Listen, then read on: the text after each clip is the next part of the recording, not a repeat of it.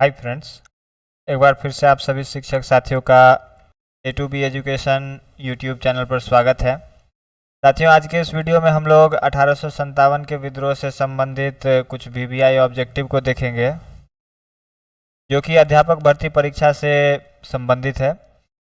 ये सारे के सारे टॉपिक मैंने एनसीईआरटी से लिए हुए हैं, जो कि आपको अध्यापक भर्ती परीक्षा के लिए काफ़ी उपयोगी साबित होंगे। तो चलिए स्टार्ट करते हैं। स्टार्ट करने से पहले आप सभी शिक्षक साथियों से ये निवेदन है कि जो भी हमारे YouTube चैनल पर नए हैं, आप सभी हमारे YouTube चैनल को सब्सक्राइब कर दीजिए, साथ ही बेल वाले आइकन को दबा दीजिए, ठीक है, ताकि आने वाले हर एक वीडियो का नोटिफिकेशन आप सभी तक पहुंचती रहे। अगर वीडियो अच्छा लगे तो लाइक कीजिए, अपने साथियों में शेयर कीजिए और लर्न करते रहिए। चलिए स्टार्ट करते हैं।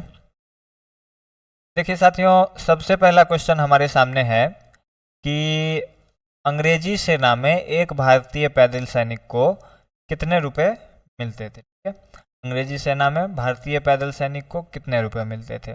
इसके लिए ऑप्शन है हमारे पास 5 रुपये, 6 रुपये, 7 रुपये, 8 रुपये। ठीक है, ये हमारे भारतीय सैनिकों का मासिक वेतन था।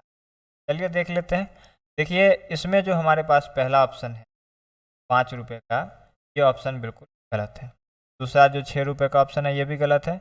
ये तीसरा ऑप्शन हमारे सामने जो है वो बिल्कुल सही ऑप्शन है। ठीक है, यहाँ पर अंग्रेजी सेना में भारतीय पैदल सैनिक को 7 रुपये मासिक वेतन के तौर पर मिलते थे। ठीक है, चौथा ऑप्शन भी हमारा गलत है। ठीक है, आई होप आप सभी को क्लियर हुआ होगा। बढ़ते हैं अगले सवाल की ओर। अगला सवाल हमारे सामने है साथियों, भारतीय सेना को युद्ध करने के लिए समुद्र पार भी जाना पड़ेगा। ठीक है, कि उस समय 1857 के आसपास हमारे हिंदू धर्म में समुद्र पार जाना जो है सो पाप माना जाता था। लेकिन फिर भी अंग्रेजों ने यह कानून लाया कि भारतीय सेना को युद्ध करने के लिए समुद्र के पार भी जाना पड़ेगा। सवाल है हमारे सामने कि यह कानून कब लाया गया। चलिए ऑप्शन देख लेते हैं। पहला ऑप्शन है हमारे सामने 1825 ईस्वी, दूसरा है 1842 ईस्वी, तीसरा है 1852 ईस्वी, चौथा है 1856 ईस्वी। ठीक है, अगर आप लोग को जिन सवालों के आंसर आते रहते हैं, आप लोग कोशिश कीजिए कि कमेंट बॉक्स में वीडियो को पॉज करके उसका आंसर दे दें और फिर उसका आंसर जो है सो यहाँ पर मिलाएं। ठीक है, देखिए यहाँ पर जो सबसे पहला ऑप्शन है 1825 ईस्वी का, ये गलत है। दूसरा 1842 ईस्वी, ये भी गलत है। तीसरा 1852 ईस्वी का है, ये भी गलत है। चौथा ऑप्शन जो हमारे सामने 1856 ईस्वी का, ये बिल्कुल करेक्ट आंसर है। ठीक है, चौथा ऑप्शन जो हमारे सामने 1856 ईस्वी का, ये बिल्कुल सही ऑप्शन है। समुद्र पार जाने के लिए भारतीय सेना के लिए जो है सो जो कानून लाया गया था, ये 1856 ईस्वी में लाया गया था। आई होप आप सभी को ये क्लियर हुआ होगा। बढ़ते हैं अगले सवाल। चलिए देखिए, अगला सवाल हमारे सामने है 1857 का जो विद्रोह शुरू हुआ था वो कब शुरू हुआ था। ठीक है, 1857 का जो विद्रोह शुरू हुआ था वो कब शुरू हुआ था। चलिए देख लेते हैं। इसके लिए हमारे सामने क्या ऑप्शन है। पहला ऑप्शन है 10 मई, दूसरा ऑप्शन है 17 मई, तीसरा ऑप्शन है 22 मई और चौथा ऑप्शन है 27 मई। चलिए आप लोग सबसे पहले इस क्वेश्चन का आंसर आप लोग कमेंट बॉक्स में दीजिए। सवाल है हमारे सामने 1857 का विद्रोह कब शुरू हुआ था। ऑप्शन है 10 मई, 17 मई, 22 मई, 27 मई। आई होप आप सभी क्वेश्चंस का आंसर दे रहे होंगे।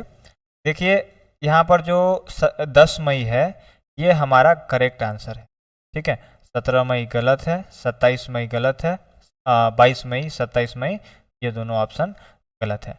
1857 का जो विद्रोह शुरू हुआ था वो 10 मई 1857 को शुरू हुआ था। ठीक है, आई होप आप सभी को क्लियर हुआ होगा। बढ़ते हैं अगले सवाल की ओर। देखिए अगला सवाल हमारे सामने है 1857 के विद्रोह में विद्रोहियों ने किन्हें अपना नेता घोषित किया। 1857 का जो विद्रोह हुआ था उसमें विद्रोहियों ने किसको अपना नेता घोषित किया था। चलिए ऑप्शन देख लेते हैं। पहला ऑप्शन है हमारे सामने नवाबों को, दूसरा ऑप्शन है जमींदारों को, तीसरा ऑप्शन है मुगल बादशाह को और चौथा ऑप्शन है हमारे सामने इनमें से कोई नहीं। ठीक है, चलिए देख लेते हैं। यहाँ पर जो पहला ऑप्शन है नवाबों को, ये ऑप्शन बिल्कुल गलत है।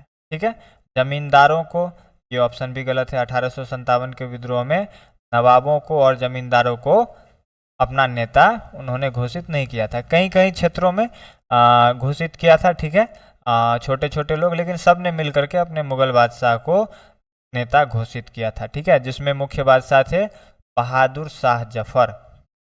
आप लोग नाम याद रख लीजिएगा, हो सकता है कहीं आगे इस तरह के क्वेश्चन टकराएं आपको। का नाम था बहादुर शाह जफर, जिन्हें 1857 के विद्रोह के बाद रंगून भेज दिया गया था और उनकी मृत्यु वहीं पर हो गई थी, ठीक है, और उनके बेटों को उनके सामने ही गोली मार दी गई थी, ठीक है। आई होप आप सभी को क्लियर हो रहा होगा। चलिए देखिए, अब अगले सवाल की ओर हम लोग बढ़ते हैं। अगला सवाल हमारे सामने है कि लखनऊ में भारतीय सेना का नेतृत्व किसने किया था। ऑप्शन को देख लेते हैं।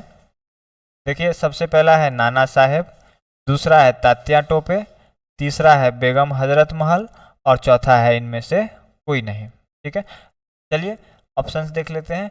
पहला है नाना साहेब, दूसरा है तात्या टोपे, तीसरा है बेगम हजरत महल और चौथा ऑप्शन हमारे सामने है इनमें से कोई नहीं। देखिए, नाना साहब जो है सो लखनऊ से थे नहीं, तात्या टोपे झांसी में रानी लक्ष्मीबाई की मदद कर रहे थे, बेगम हजरत महल जो थी वो जो है लखनऊ में भारतीय सेना का नेतृत्व कर रही थी। आई होप आप सभी को क्लियर हो रहा होगा।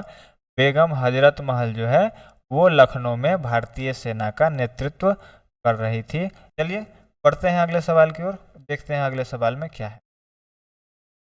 देखिए साथियों, अगला सवाल हमारे सामने है कि 1857 के विद्रोह से पहले 1857 के विद्रोह से पहले बिहार में कौन सा आंदोलन चल रहा था, ठीक है। आई होप आप सभी को समझ में आ रहा होगा। क्वेश्चन कह रहा है 1857 के विद्रोह से पहले बिहार में कौन सा आंदोलन चल रहा था। चलिए इसके लिए हम लोग ऑप्शंस को भी देख लेते हैं। देखिए, ऑप्शन है पहले हमारे सामने वहाबी आंदोलन, दूसरा है मुंडा विद्रोह, तीसरा है संथाल विद्रोह और चौथा हमारे सामने है इनमें से कोई नहीं, ठीक है। यहाँ पर जो सबसे पहला ऑप्शन ही है हमारे सामने वहाबी आंदोलन, यही हमारा करेक्ट आंसर है, ठीक है। 1857 के विद्रोह से पहले बिहार में वहाबी आंदोलन चल रहा था, ठीक है। मुंडा विद्रोह ये ऑप्शन गलत हो जाएगा, संथाल विद्रोह भी गलत हो जाएगा, इनमें से कोई नहीं होगा। यहाँ पर वहाबी आंदोलन ही हमारा सबसे सटीक आंसर हो जाएगा। आई होप आप सभी को समझ में आ रहा होगा। बढ़ते हैं अगले सवाल की ओर। देखिए, अगला सवाल हमारे सामने है कि वहाबी आंदोलन के प्रमुख नेता कौन थे। चलिए, हमारे पास पहला ऑप्शन है मोहम्मद हुसैन, अगला ऑप्शन है अहमदुल्लाह, उसके बाद अगला ऑप्शन है वायजुल हक और चौथा ऑप्शन है इनमें से सभी। देखिए, वहाबी आंदोलन जो बिहार में चल रहा था उसके प्रमुख नेताओं में मोहम्मद हुसैन भी थे, अहमदुल्लाह भी थे और वारिजुल हक भी थे, ठीक है। ये तीनों के तीनों वहाबी आंदोलन में हमारे जनता का सहयोग कर रहे थे, नेतृत्व कर रहे थे। इस प्रकार से हम लोग कह सकते हैं कि वहाबी आंदोलन के प्रमुख नेताओं में इनमें से सभी थे। हमारा चौथा ऑप्शन यहाँ पर बिल्कुल करेक्ट, बिल्कुल सही है, ठीक है। आई होप आप सभी को क्लियर हो रहा होगा। चलिए बढ़ते हैं अगले सवाल की ओर। अगला सवाल हमारे सामने है कि वीर कुंवर सिंह का जन्म कहाँ हुआ था, ठीक है। देखिए, इसके लिए हमारे पास ऑप्शन है वीर कुंवर सिंह बिहार के थे। अब बिहार में इनका जन्म कहाँ पर हुआ था वो चीज़ हमको देखना है। पहला ऑप्शन है हमारे सामने दानापुर, दूसरा ऑप्शन है रोहतास, तीसरा ऑप्शन है जगदीशपुर और चौथा ऑप्शन है बलिया। देखिए, इन चारों ऑप्शन में ये दानापुर यहाँ पर गलत हो जाएगा, रोहतास गलत हो जाएगा, जगदीशपुर ये जो हमारा ऑप्शन है ये हमारा ऑप्शन बिल्कुल सही हो जाएगा, ठीक है। बलिया का जो ऑप्शन है ये ऑप्शन गलत हो जाएगा। यहाँ पर जगदीशपुर सही हो जाएगा। आरा जिला के जगदीशपुर क्षेत्र में इनका वीर कुंवर सिंह का जन्म हुआ था। चलिए, आई होप आप सभी को क्लियर हुआ होगा। चलिए बढ़ते हैं अगले सवाल की ओर। देखिए, अगला सवाल हमारे सामने है आजमगढ़ घोषणा पत्र कब आया था। सवाल है हमारे सामने आजमगढ़ घोषणा पत्र कब आया था। इसके लिए हमारे सामने ऑप्शंस हैं। पहला ऑप्शन है 25 अगस्त 1857 ईस्वी, दूसरा ऑप्शन है 2 सितंबर 1857 ईस्वी, तीसरा ऑप्शन है 14 सितंबर 1857 ईस्वी, और लास्ट ऑप्शन हमारे सामने है 24 फरवरी 1858 ईस्वी। अगर आप सभी को इन प्रश्नों में से किसी भी प्रश्न का आंसर आता है तो वीडियो को पॉज कीजिए और कमेंट बॉक्स में जाइए और सबसे पहले आप लोग आंसर कीजिए, ठीक है। चलिए इन चारों ऑप्शन में देख लेते हैं कि हमारा सही ऑप्शन कौन सा है। देखिए सबसे पहला ऑप्शन जो है हमारे सामने 25 अगस्त 1857 ईस्वी का, यही ऑप्शन हमारा सही ऑप्शन है, ठीक है। 2 सितंबर 1857 ये गलत है, 14 सितंबर 1857 गलत है, और 24 फरवरी 1858 ये भी गलत है, ठीक है। हमारे सामने जो ऑप्शन है 25 अगस्त 1857 ईस्वी, यही ऑप्शन हमारा सही ऑप्शन है, ठीक है। आजमगढ़ घोषणा पत्र जो आया था वो 25 अगस्त 1857 ईस्वी को ही आया था। आई होप आप सभी को क्लियर हो रहा होगा। चलिए बढ़ते हैं अगले सवाल की ओर। देखिए अगला सवाल हमारे सामने है, बहादुर शाह को गिरफ्तार करके कहाँ भेजा गया था। शायद मैंने अभी कुछ देर पहले भी आप सभी को इस क्वेश्चन का आंसर दिया था, बहादुर शाह को गिरफ्तार करके कहाँ भेजा गया था। चलिए देख लेते हैं। सबसे पहला ऑप्शन हमारे सामने है दिल्ली, दूसरा ऑप्शन है मद्रास, तीसरा ऑप्शन है रंगून, और चौथा ऑप्शन है इनमें से कोई नहीं, ठीक है। मैंने आप सभी को बताया भी था। चलिए यहाँ पर पहला ऑप्शन जो है हमारा दिल्ली, ये गलत है। मद्रास जो है ये गलत है। चौथा ऑप्शन, तीसरा ऑप्शन जो हमारे सामने है रंगून, यही ऑप्शन हमारा सही है, ठीक है। बहादुर शाह जफर को गिरफ्तार करके रंगून भेजा गया था, ठीक है। इनमें से कोई नहीं, ये चौथा ऑप्शन जो है ये गलत हो जाएगा। चलिए आई होप आप सभी को क्लियर हो रहा होगा। बढ़ते हैं, अभी कुछ सवाल और बाकी हैं। देखिए अगला सवाल हमारे सामने है कि बहादुर शाह जफर की मृत्यु कब हो गई थी, ठीक है। बहादुर शाह जफर को जो गिरफ्तार करके 1857 के विद्रोह के दौरान जब उन्हें रंगून भेजा गया तो वहीं उनकी मृत्यु हो गई थी। सवाल हमारे सामने है कि उनकी मृत्यु कब हुई थी। चलिए इसके लिए ऑप्शन देख लेते हैं। पहला है 1857 ईस्वी, दूसरा है 1862 ईस्वी, तीसरा है 1872 ईस्वी, और चौथा है 1884 ईस्वी। देखिए यहाँ पर जो हमारे सामने है 1857 ईस्वी, ये ऑप्शन गलत है। दूसरा ऑप्शन जो है 1862 ईस्वी, ये बिल्कुल सही ऑप्शन है। 1872 ईस्वी गलत ऑप्शन है। 1884 ईस्वी बिल्कुल गलत ऑप्शन है, ठीक है। यहाँ पर जो है 1862 ईस्वी में ही बहादुर शाह जफर की मृत्यु हो गई थी, ठीक है। जब उन्हें रंगून जेल भेजा गया था 1857 के विद्रोह के दौरान, तब उनकी मृत्यु हो गई थी रंगून में। चलिए अगले सवाल को देखते हैं। अगला सवाल हमारे सामने है, बेगम हजरत महल गिरफ्तारी से बचने के लिए कहाँ चली गई थी। बेगम हजरत महल जब युद्ध के दौरान जो है सो इन्हें हार का सामना करना पड़ रहा था, तो ये गिरफ्तारी से बचने के लिए देश छोड़ करके निकल गई थी। ऑप्शन देखते हैं हमारे सामने। पहला ऑप्शन है लाहौर, दूसरा है नेपाल, तीसरा है श्रीलंका, चौथा है इनमें से कोई नहीं, ठीक है। देखिए यहाँ पर पहला ऑप्शन जो है लाहौर का, ये गलत है। श्रीलंका गलत है, चौथा ऑप्शन नहीं होगा। बेगम हजरत महल जो थी वो गिरफ्तारी से बचने के लिए ये नेपाल चली गई हुई थी, ठीक है। आई होप आप सभी को क्लियर हो रहा होगा। बेगम हजरत महल जो थी गिरफ्तारी से बचने के लिए नेपाल चली गई थी, ठीक है। चलिए बढ़ते हैं अगले सवाल की ओर।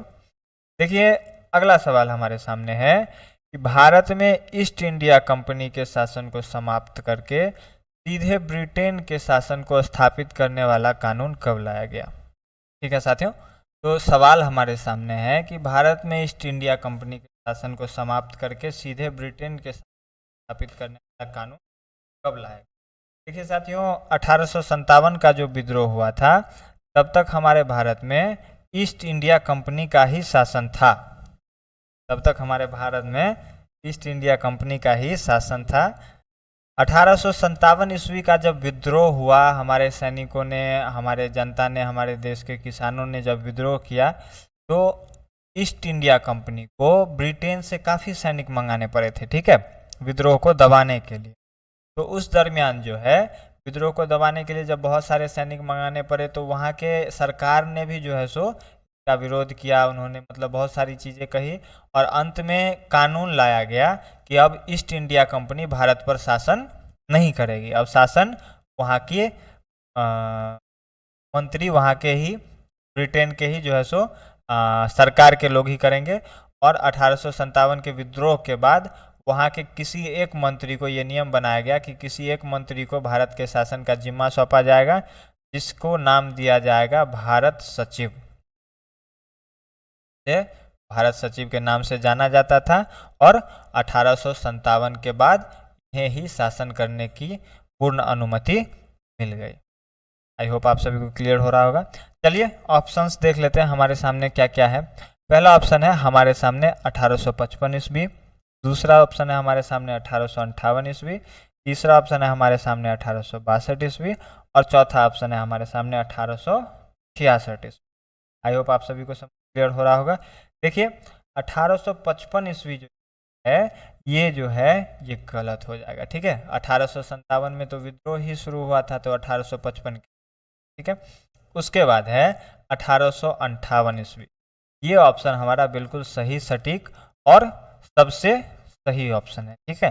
1862 ईस्वी गलत हो जाएगा, 1866 ईस्वी गलत हो जाएगा।